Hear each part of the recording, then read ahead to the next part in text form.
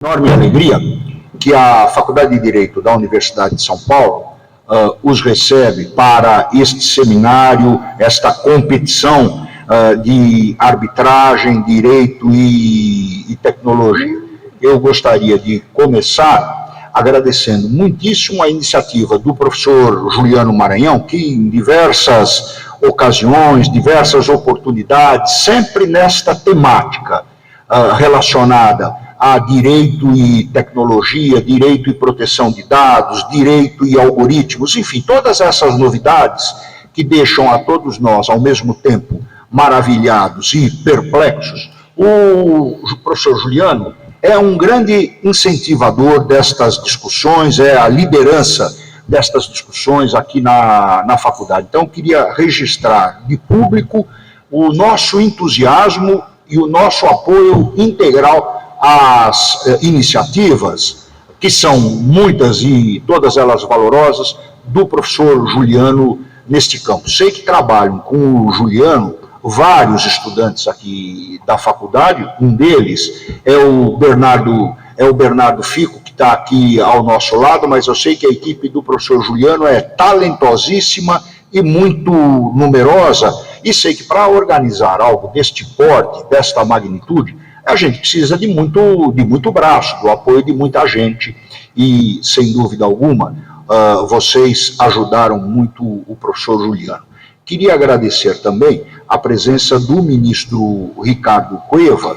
O ministro é um antigo aluno da faculdade, na constelação de grandes personalidades do mundo do direito no Superior Tribunal de Justiça. O ministro Ricardo Cueva, sem nenhum favor, é um dos ministros de maior destaque, de maior representatividade, de maior respeitabilidade intelectual, profissional no STJ. É uma grande honra, ministro, tê-lo aqui conosco.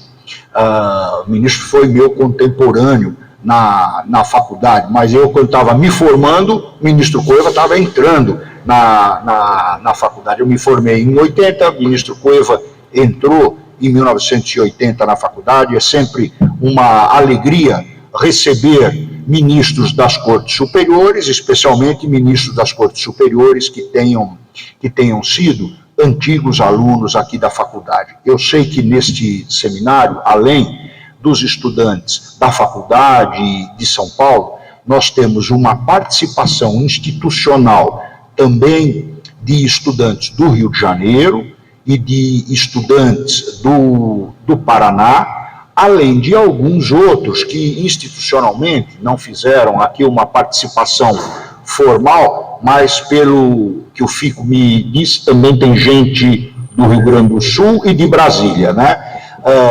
Então, queria dar as boas-vindas, não apenas aos organizadores, mas também a estes estudantes que vêm de fora de São Paulo. A faculdade fica muito orgulhosa de recebê-los aqui. Sejam muito bem-vindos, vocês terão dias intensos de trabalho até o próximo domingo. É uma alegria recebê-los, a faculdade é de vocês. Sintam-se em casa aqui conosco. Não estão em casa apenas os nossos alunos, vocês também são muito bem-vindos, é uma alegria recebê-los aqui.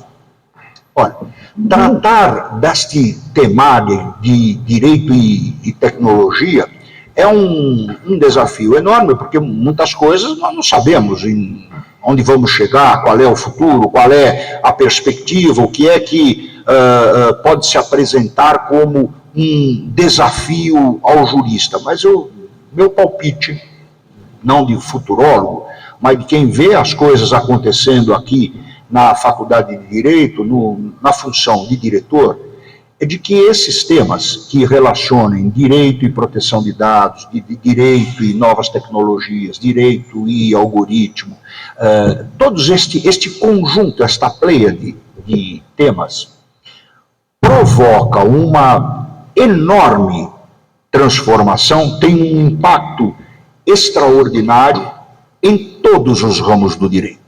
Não tem, olha, isto é uma coisa que acontece mais no direito civil, ou no direito penal, no direito privado, ou no direito público. Não.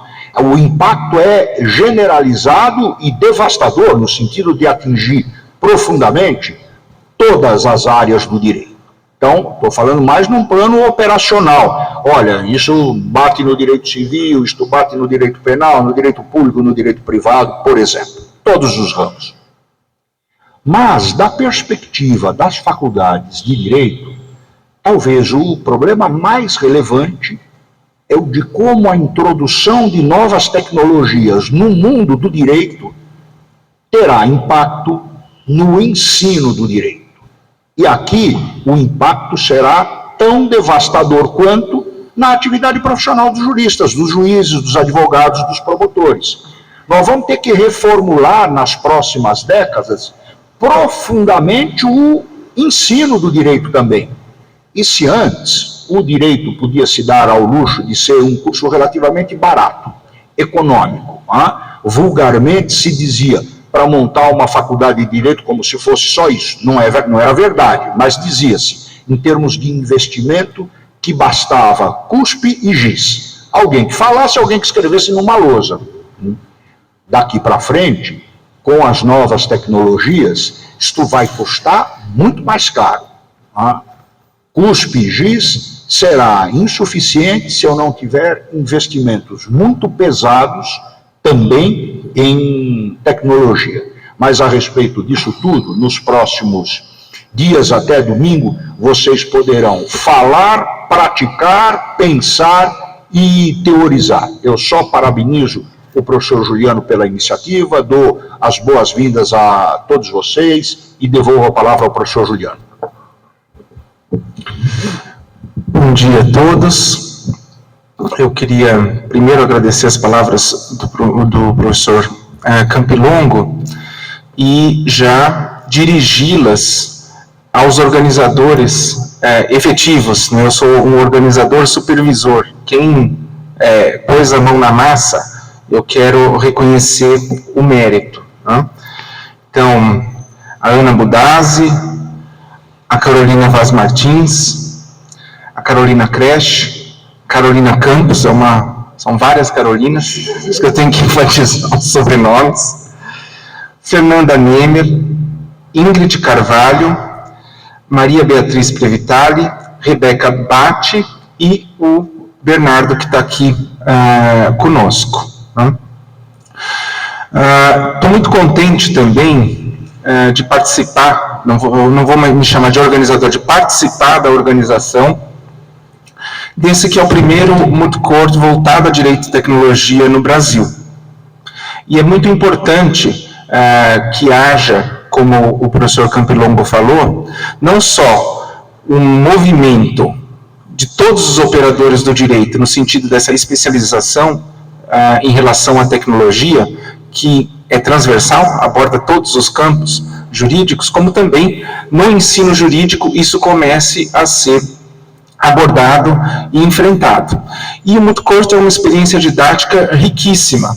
Eu sei que existem alguns críticos do multicorte, principalmente porque o modelo vem de um modelo norte-americano, principalmente a atividade dos julgamentos são um pouco distintas da realidade, porém, o que eu vivi de experiência de multicorte, treinando equipes, é que realmente os alunos se colocam no papel ativo na busca pelo conhecimento. Isso traz resultados impressionantes. Eu mesmo ficava impressionado com o que os alunos das equipes que eu treinei traziam para mim. E a experiência do julgamento, embora seja um pouco diversa, ela é muito interessante também, porque ela permite um exercício de comunicação e de treino retórico dos estudantes, que é, sim, extremamente válido.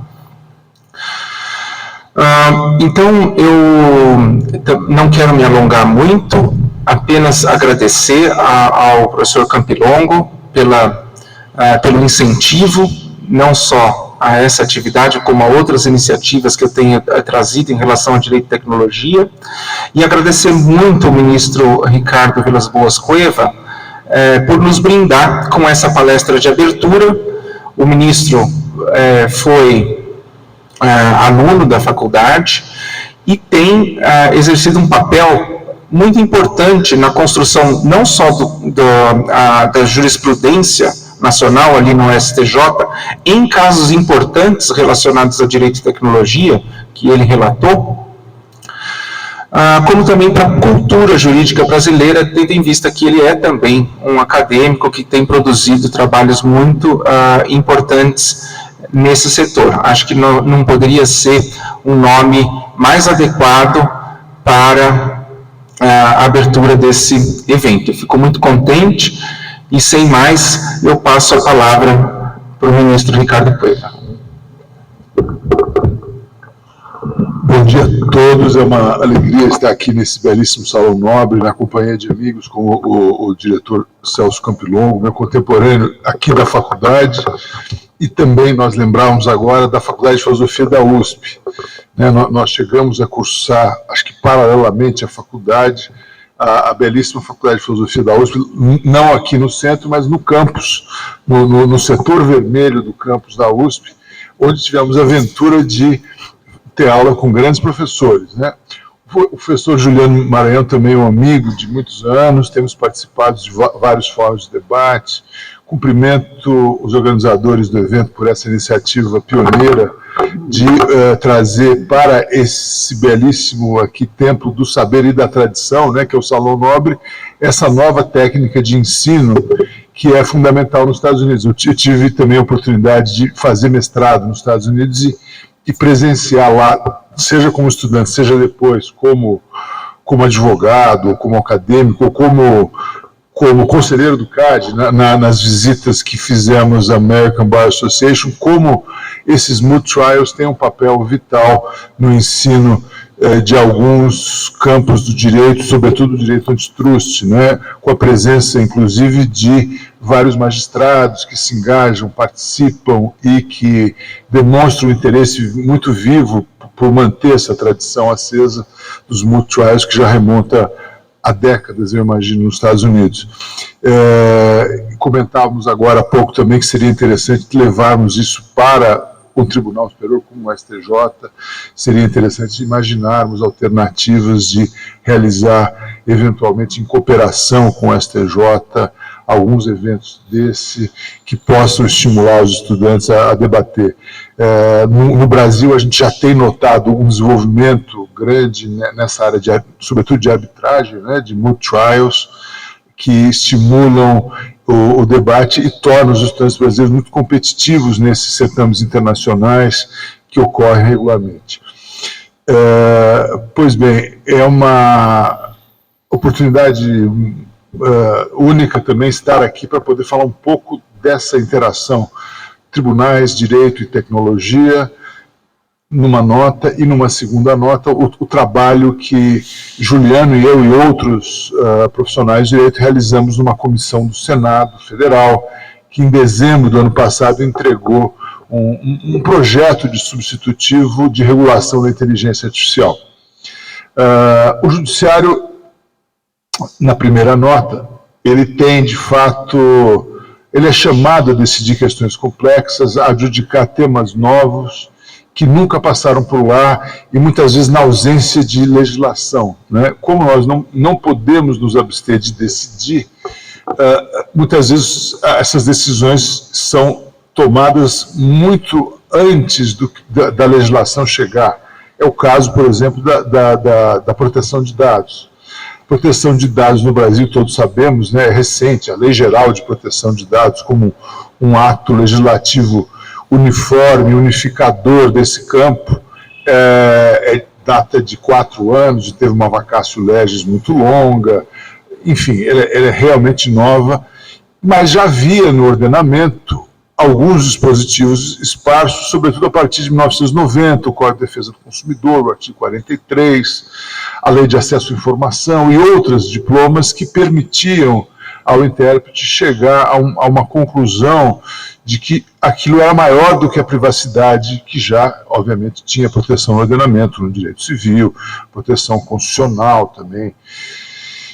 E, na verdade, o tribunal, o STJ, foi levado a decidir alguns casos bem antes da LGPD. Eu trago apenas um exemplo, a questão do Credit Score. O Credit Score é um sistema de avaliação de risco de crédito automatizado, usado por várias empresas, que ao fazer uma avaliação do perfil daquele postulante a um crédito, atribuem a ele uma nota e, com base nessa nota, então, esse score decide se ele, consumidor, terá ou não direito àquele crédito que ele está postulando. Essa nota varia muito em função de vários fatores e cada uma das empresas que tem uma forma secreta ali de fazer essa avaliação, onde entram vários componentes que são mais ou menos invasivos dos direitos da personalidade. Com base nisso, então, começaram a surgir ações, sobretudo nos estados do Sul e Sudeste do Brasil, onde se questionava se havia ou não uma violação a direitos de personalidade, se havia ou não um direito a um dano moral, a uma indenização por um dano moral. Já havia até súmula no Rio Grande do Sul quanto a isso, no momento em que, então, um colega brilhante, colega de turma, de sessão, o ministro Paulo de Tarso Severino, realizou a primeira audiência pública no STJ e, com base nos elementos coligidos ali, decidiu, com uma eficácia de recurso repetitivo, portanto vinculante, antecipando já muitos dos princípios que só muitos anos depois a Lei Geral de Proteção de Dados viria a consagrar. E com base nisso, então, se formou um entendimento fundamentalmente de que esses scores de crédito são lícitos, eles não são per se proibidos ou ilegais, mas eles têm que respeitar alguns cuidados mínimos para evitar a violação de direitos da personalidade. Houve outros exemplos também em que o STJ foi chamado a decidir muito antes de uma legislação, e um dos casos mais recentes, e que continua aparecendo, é o caso do uso do blockchain ou das moedas digitais ou dos ativos digitais, os criptoativos. Agora, recentemente, foi aprovado o chamado marco dos criptoativos, que é muito genérico, principiológico, e alguns dizem que não terá eficácia nenhuma. Mas nós já fomos levados a decidir sobre isso em alguns casos, e para decidir sobre esses casos, a gente normalmente se vale, é claro, de opiniões de especialistas, de perícias, e também de um princípio consagrado na Common Law, que nós importamos e tropicalizamos de algum modo, que é a deferência à capacidade institucional das agências regulatórias. O professor Campilon, quando foi conselheiro do CAD, acho que foi relator, salvo engano, de um caso importante onde também se fazia essa transposição da deferência, que era a questão da competência concorrente do CAD e do Banco Central para a concorrência bancária.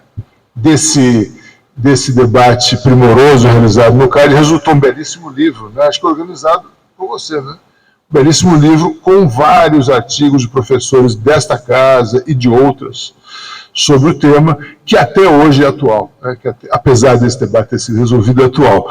Mas isso demonstra como a gente, seja na esfera administrativa, como no CAD, seja na esfera judicial, é chamado, sim, a antecipar alguns dos julgamentos, alguns dos juízos de valor, algumas das normas que ainda nem sequer existem positivadas de maneira muito clara no ordenamento. E é por isso, mais uma vez, insistindo, né, que eventos como esse são muito importantes para que haja um diálogo entre os especialistas, entre os estudantes, e que desse diálogo surjam, então, mais oportunidades para reflexão sobre como pode ser transformativa essa prática do direito e como as decisões administrativas e judiciais devem incorporar esses novos saberes. A segunda nota de hoje, né, é um relato do nosso trabalho à frente dessa comissão do Senado sobre inteligência artificial. Em abril do ano passado, o presidente Rodrigo Pacheco do Senado, que agora foi reeleito, criou uma comissão com 18 juristas, o professor Juliano Maranhão, a relatoria da professora Laura Schetel Mendes, inúmeros outros colegas brilhantes, todos eles mais ou menos ligados ao direito digital, a esse nascente ramo do direito digital. Ainda não há uma cadeira de direito digital aqui, mas em breve, sem dúvida, haverá. E a nossa missão era apresentar subsídios aos senadores para que pudessem, eventualmente, elaborar um substitutivo ao projeto de lei aprovado na Câmara dos Deputados, sobretudo o projeto de lei 20, aprovado em 2021, regime de urgência, que tinha a ambição de regular a inteligência artificial no Brasil como um todo, uma legislação, uma regulação compreensiva, não setorial e abrangente. É um enorme desafio, né? Em nenhum lugar do mundo, até hoje, há uma regulação tão compreensiva e positivada nos ordenamentos, seja nos Estados Unidos, seja na Europa, seja na Ásia, em nenhum lugar há uma norma muito clara de como regular a inteligência artificial, a começar do problema de que a inteligência artificial é um conceito fluido, não há uma definição muito clara, objetiva, universalmente aceita sobre o que seja inteligência artificial. Inteligência artificial é uma metáfora criada nos anos 50, onde ainda se chamava computador de cérebro eletrônico. O computador era usado como uma metáfora, de alguma maneira chegaria em algum momento a replicar processos mentais que o cérebro humano realiza. Com o tempo, rapidamente viu-se que aquilo era inviável e até hoje essa metáfora persiste, mas dizem que ela não é nem inteligente nem artificial, né? Então precisaríamos usar uma outra metáfora. Mas é um conjunto de métodos, práticas, de algoritmos que são usados para realizar tarefas, predições, e ajudar a tomada de decisões, e que vem sendo incorporado ao nosso cotidiano crescentemente. Quando a gente liga para fazer reserva em um hotel nos Estados Unidos ou num restaurante, quem responde é um robô, e responde muito bem, parece que você está falando com uma pessoa humana, e ele vai te conduzindo ali por uma sequência de perguntas e respostas até você chegar a realizar a reserva. Quando você vai fazer um diagnóstico médico hoje, crescentemente esse diagnóstico é feito por uma máquina. Quando você pede um crédito, a avaliação do risco que você representa para aquela entidade que vai te conceder o crédito é feita normalmente por uma máquina, também com base no algoritmo. O reconhecimento facial, que já se incorporou aí nas catracas de tantos edifícios, e que é usado para efeitos de vigilância policial e vigilância em geral, ele também se baseia em modelos algorítmicos que são usados largamente. Os veículos autônomos, né, que já existem e são usados em alguns lugares e devem ser universalizados em mais ou menos tempo, dependendo também das regulações setoriais dos diversos países, que entendam que chegou o momento de confiar na máquina a ponto de permitir que elas trafeguem livremente nas ruas.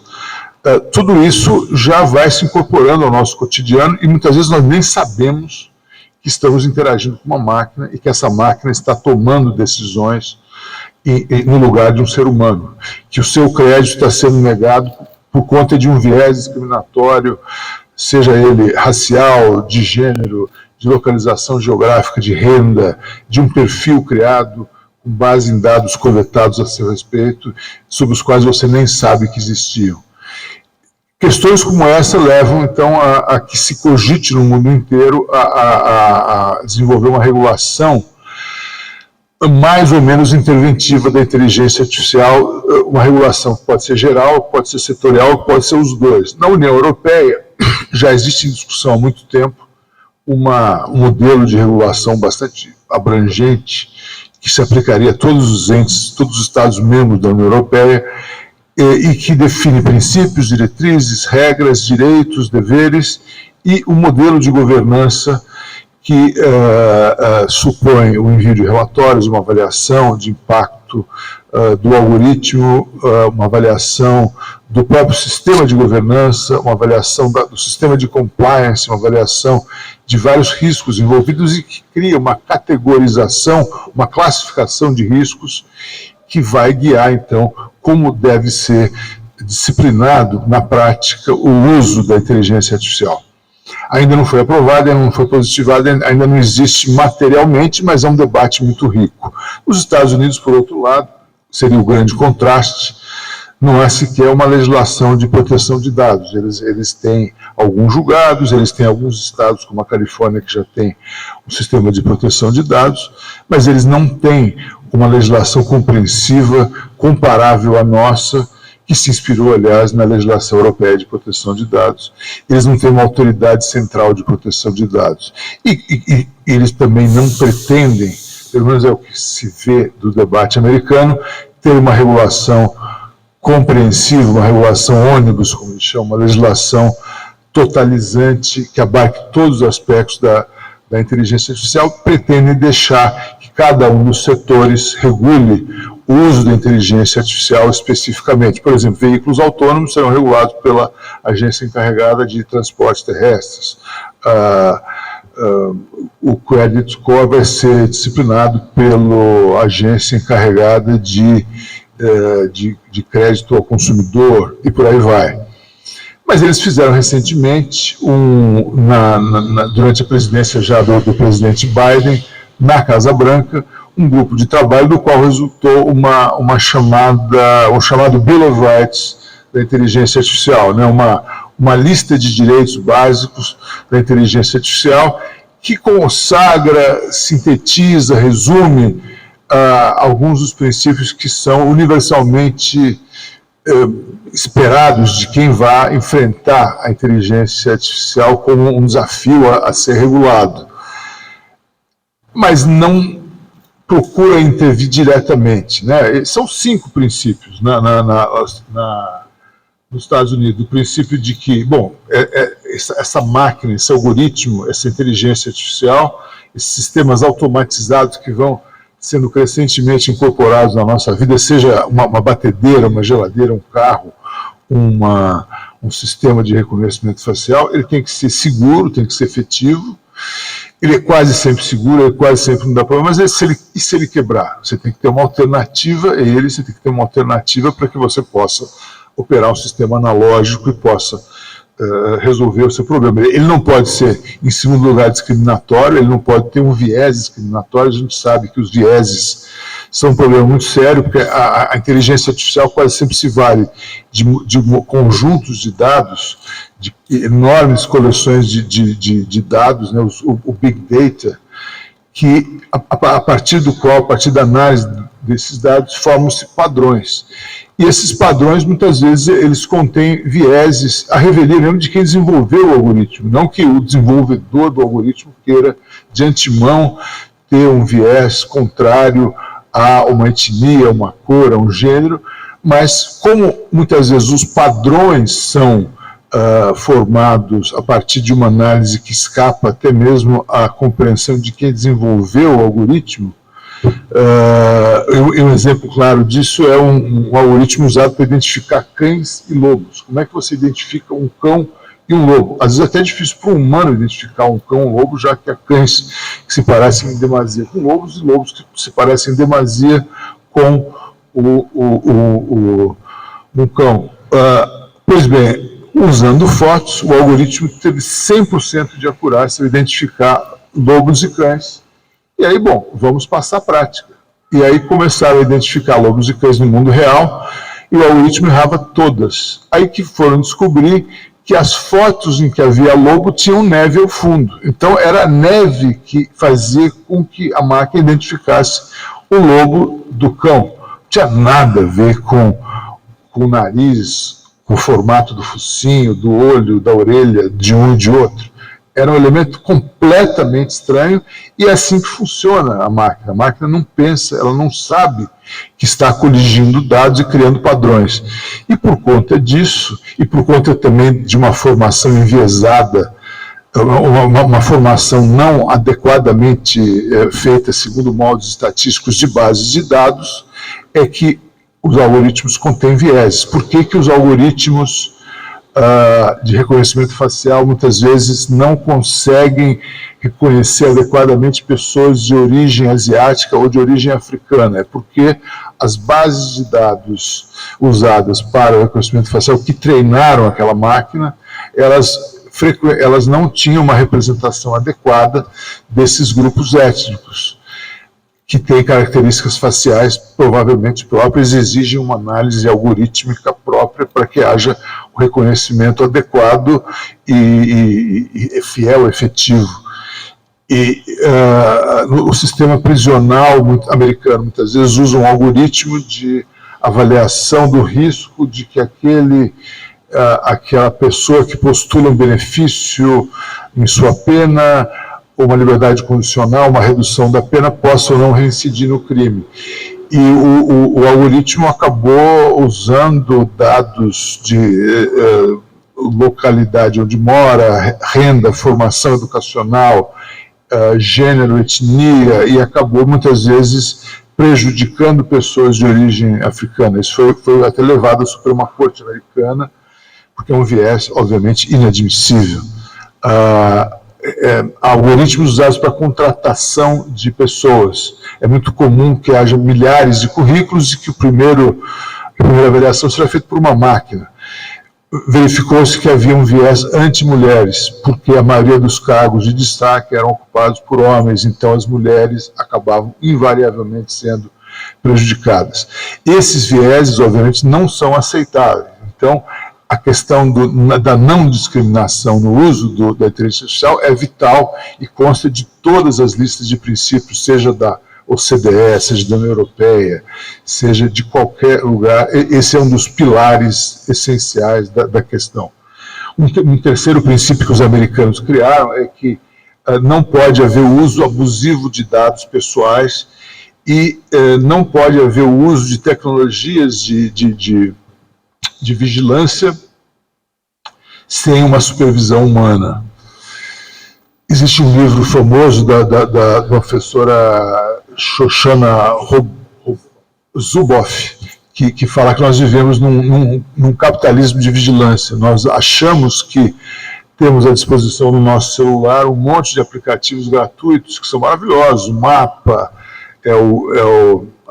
o sistema de busca, o sistema de reserva, o sistema de busca de qualquer coisa, mas tudo isso usa os nossos dados pessoais para formar perfis informacionais que vão ser usados frequentemente contra nós num sistema de vigilância permanente que a nossa revelia nos categoriza, classifica e nos impede, muitas vezes, de desenvolver a nossa personalidade livremente e de exercer as opções existenciais nossas livremente. Essas questões, obviamente, também fazem parte de uma discussão central para o uso dos sistemas de inteligência artificial.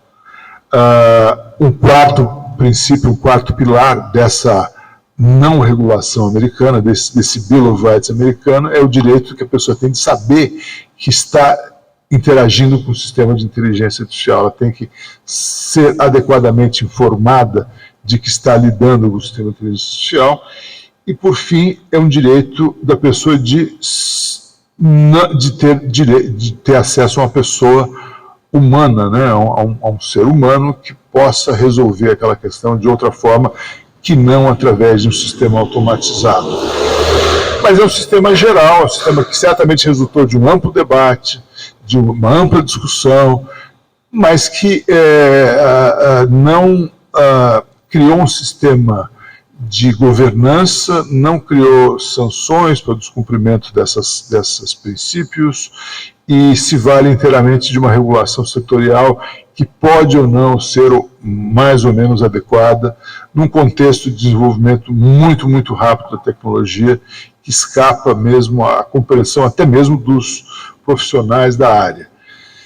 Na União Europeia, em contraste, como a gente dizia, né, você tem um modelo que procura centralizar numa autoridade europeia e também autoridades centrais nacionais uma regulação geral que impõe alguns deveres de cuidado, alguns deveres de conduta, de observância de alguns padrões básicos para sistemas de inteligência artificial em geral e que sejam, portanto, passíveis de algum controle e também passíveis de sanções, né, que os operadores, que os criadores desses sistemas sejam, obviamente, sejam responsabilizados pelo uso inadequado desse sistema. Nós, com base nas 4 dias de audiências públicas, mais de 60 debates, mais de 100 contribuições escritas de todos os setores da sociedade civil, de empresas, do público em geral, de um seminário internacional com dezenas de especialistas, acabamos tabulando algumas das ideias e convergindo para um sistema que talvez se possa dizer híbrido, né? Nós também propusemos um texto que contém esses princípios, que contém algumas diretrizes, mas é um modelo baseado em direito. Nós procuramos definir que algumas dessas características que o sistema de inteligência artificial deve observar sejam direitos subjetivos, individuais, e que possam fazer movimentar a máquina do judiciário e uma autoridade passaria a ver, se caso o Senado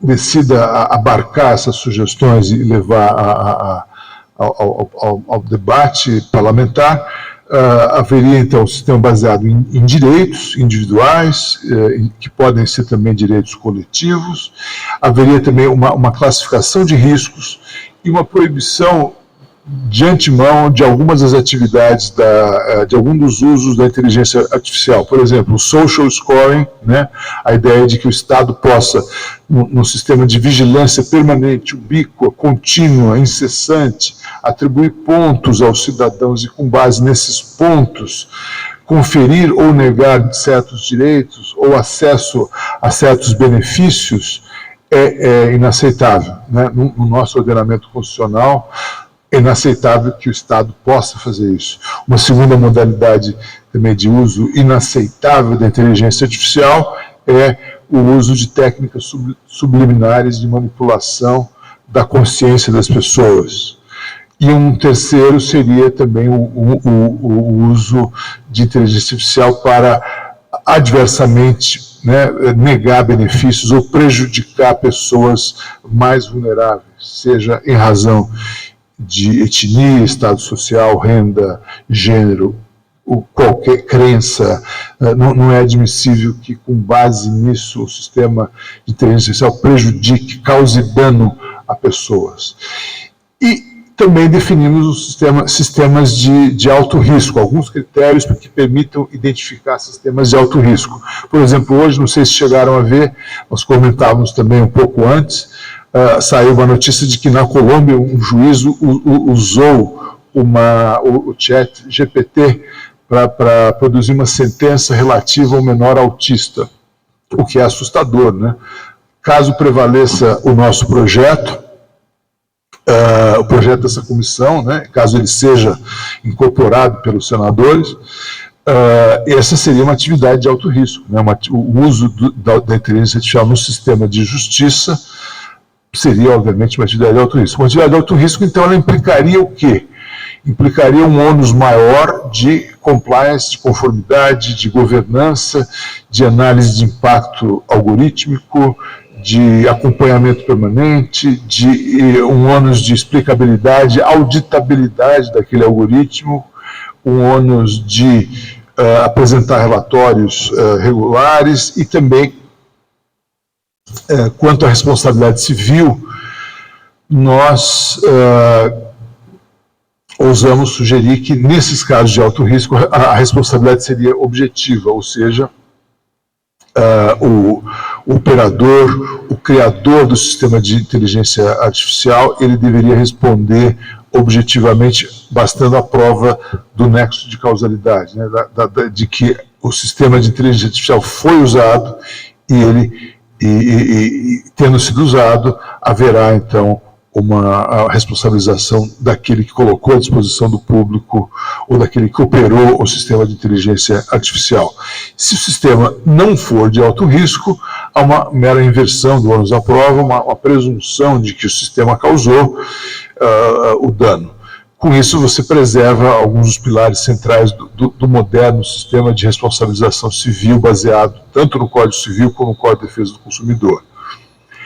E há, enfim, no projeto algumas regras de governança que também prevêem a criação de a exemplo do que no modelo europeu, uma autoridade central que não foi definida no projeto, que se encarregaria da supervisão da observância desses preceitos gerais aplicáveis a todos os campos da inteligência artificial, independentemente, obviamente, da regulação setorial que virá em cada um dos setores especificamente afetados pela inteligência artificial, seja aviação, seja transportes automotores, seja segurança pública, saúde, com diagnósticos médicos e por aí vai.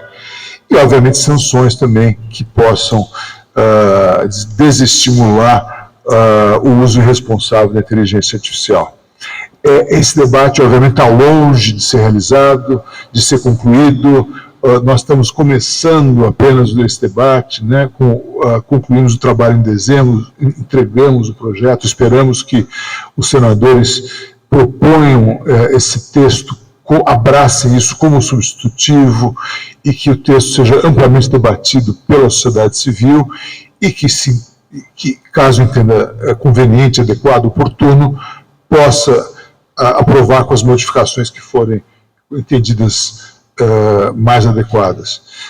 Mas, enfim, é um debate que é importante, criou-se um consenso na comissão, apesar do ceticismo inicial de muitos dos seus membros, inclusive meu, de que é possível sim e é importante, desde logo, definir alguns critérios básicos para a disciplina geral da inteligência artificial. Caso contrário, os riscos à cidadania serão incalculáveis e a gente chegará a um momento em que não terá mais como ter um mínimo de supervisão humana, né, de observância da centralidade do ser humano no uso dessas tecnologias. Muito obrigado pela atenção de todos.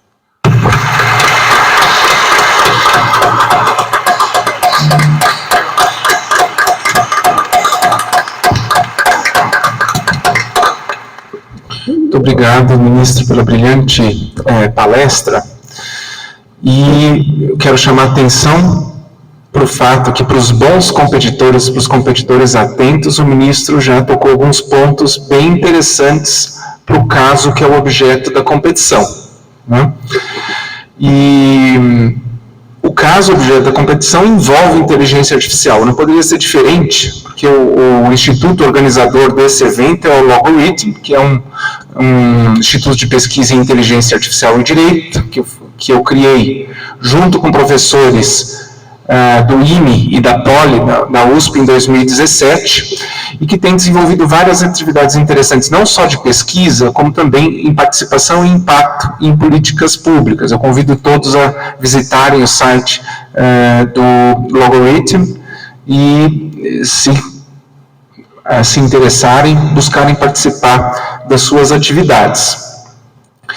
E essa é a primeira competição de uma série que nós vamos fazer anualmente aqui na faculdade, e já antes de entrar aqui para essa sala, já conversando com o Campilongo e com o ministro Cueva, nós já temos novas ideias, vamos continuar a discutir nesse sentido para os próximos eventos. O ministro já falou da possibilidade de envolver também o STJ, então nós vamos ter novidades também para os próximos anos, e eu gostaria de agradecer vocês por se inscreverem, se interessarem em participar desse primeiro evento, que já é um sucesso, com mais de 150 inscritos, 12 equipes. Nós estamos muito contentes e empolgados para fazer com que esse seja um evento anual e cada vez mais rico e capaz de enriquecer não só o ensino, como o próprio conhecimento acerca dos temas ligados a direito e tecnologia. Eu vou já passar a palavra para o Bernardo, que tem alguns pontos importantes para falar sobre a competição, mas eu novamente agradecendo a participação de vocês. Nós vamos ter que nos retirar logo em seguida. Eu gostaria de desejar boa sorte a todos e dizer, então, que a partir de agora estão iniciados os jogos e que a sorte, eu ia dizer que a sorte seja lançada, mas vou dizer não, que o conhecimento e a boa técnica estejam lançados. Obrigado a todos.